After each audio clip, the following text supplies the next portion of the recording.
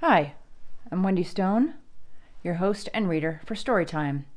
Tonight we'll be continuing with Dog Upon Atlas into Chapter 9, and thank you for joining me.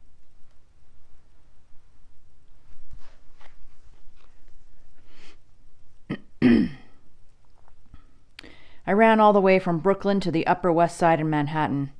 As a PI, staying in shape was important. As a dog who was smaller than others, I had to depend on speed and reflex rather than size and muscle. Once I reached the university, I stopped to drink my fill from a public fountain. The school sat at the peak of Central Park, sandwiched between the Hudson and Founders Corners, the nearly 20-block grid of the 7 clans. My best clue in Jomi's case, my only clue, led to the university. It was also a good excuse to visit Romeo. I didn't see my youngest son enough. We were as different as caninely possible. Truth was, we had a crappy relationship. Now, with Jomi gone, some part of me understood that time was fleeting and tomorrow was no guarantee. Romeo worked in the law building, a quiet place, almost reverent in atmosphere, with an ever-present scent of old paper. It made me a little romantic. For Romeo, it wasn't the feel of the building, it was the law school dean. Romeo had turned down an associate offer at a firm to work in the university law library, to be close to Pearly Chest, Dean Pearly Chest, his clan idol. Hey, is Romeo Quickgate around? I asked the young dog behind the library counter. He turned his bespectacled eyes to me. Not here. Then back down to his reading. Well, do you know when he might return? No. I huffed. Help me out, young buck. Is he on break? Somewhere on campus? Having a row with Pearly Chest? What's up? He's gone, as in no longer employed by the dean. He don't work on campus anymore? Doesn't, and no. I stared at the top of his head, then picked him up by the tufts of his inner ear. Young buck, try to rein in some of that sass. You're ruining not only my 5 freedoms, but my perfect anger management score today. Ow, he said. You're telling me that Romeo Quickgate doesn't work at the university anymore, anywhere on campus? Uh-huh. You know where he went? Nuh-uh. How long? A few months? Thank you, I said and released him. You're welcome, sir. It was almost refreshing, having something else to steam about all the way to the medical sciences building. My son had taken employment somewhere else and neglected to tell his father. Speak of the devils. As I was crossing campus, I spotted a group of dogs wearing long black paunches with those silly flaps at the chest, the school deans. They were standing on the grasses in the middle of the common grounds talking. No, arguing. I hid behind an oak and watched, finding my dean quickly, him being the only non-clanny dean at the university. Dean Blackbrush was easy to spot, and easy to pick out as he was the one being argued with and at.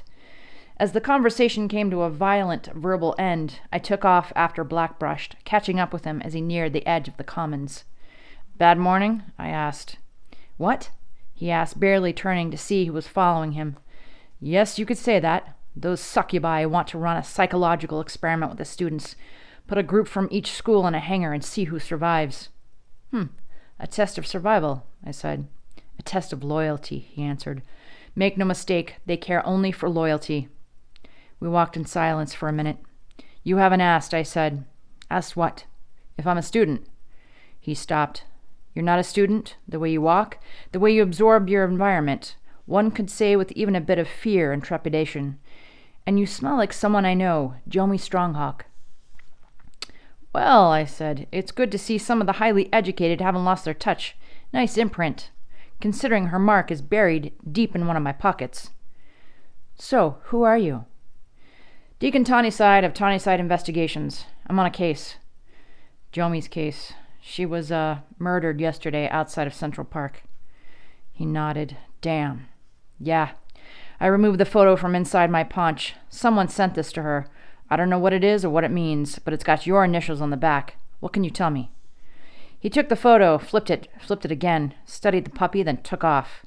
Hey! I took off after him. The envelope had no return sender. All I know is it was mailed from District 14 in Brooklyn. You send it to her? No, he said, but I think I know what it is. Come on, we shouldn't talk out here.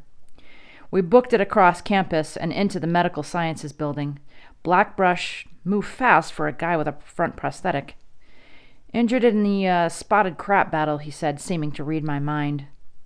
"You got a lot of sass for an intellectual," I laughed and said.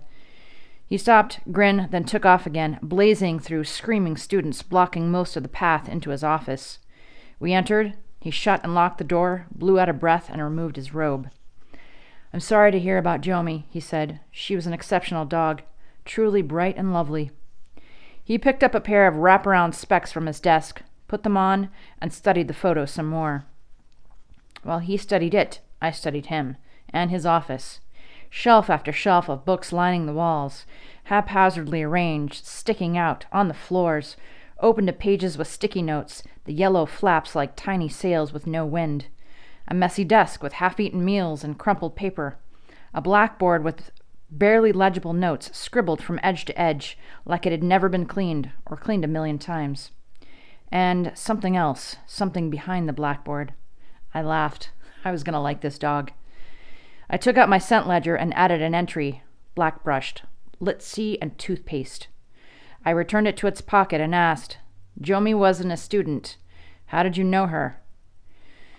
He ignored me. "How did it happen?" he asked. "I found her last night. She'd been in a fight, beat up from head to toe, with a kill shot across the neck. Before she passed, she told me a couple of things." "And that would be?" he asked. "I didn't trust nobody except for my family.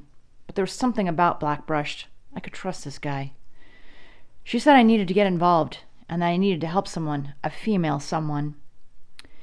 "Jomi came to me months ago," he said. "I was hesitant to meet, but her questions were, well, too delicious to pass up.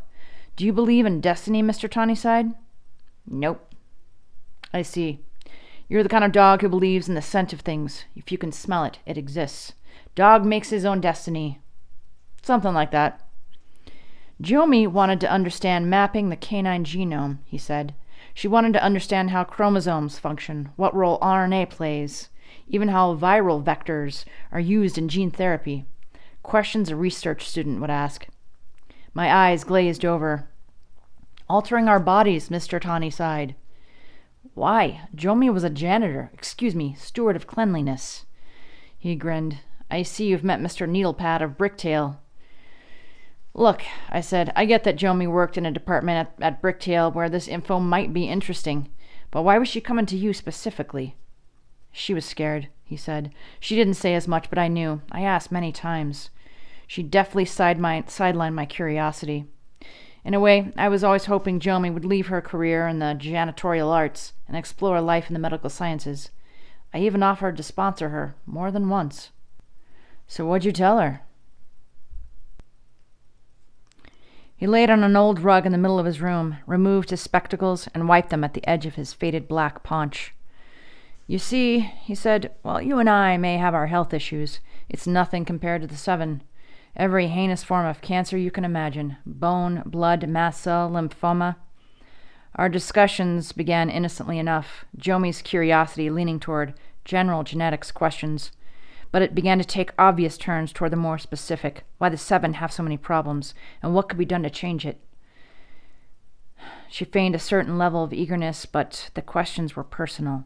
Benson, I thought. This was about Benson. Jomi's father was a gray-tipped and dying. Jomi must have known, but couldn't go to just anyone. Was she trying to find a cure for him? "So, what'd you tell her?"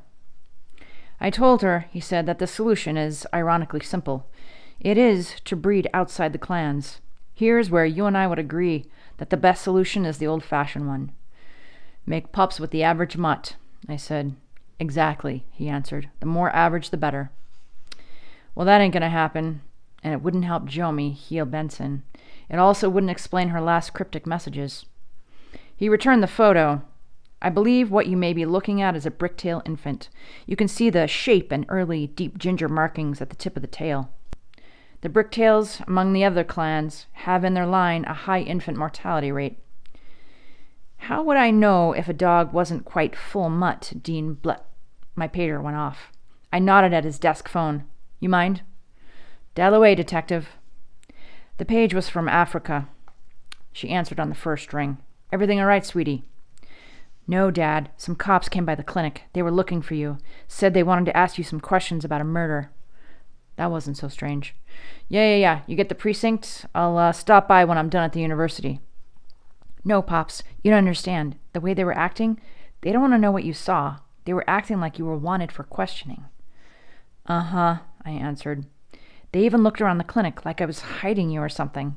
And they had something of yours, an old police paunch. I recognized the badge number and the imprint. Now they have your imprint. Crap. Are you going to tell me about this murder now? Are you going to tell me what happened? Call you later. I hung up before she could ask more questions that I had to ignore. I called my neighbor next, confirming that the cops had been to my home and office. Oh boy. Trouble with the law, detective? The dean asked. Several horrible threads cemented themselves.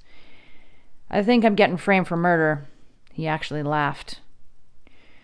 Look, Dean, here it is. Jomi's father is a gray-tipped. Her mother was a mutt. That made Jomi a half-breed. But Benson, her father, is dying.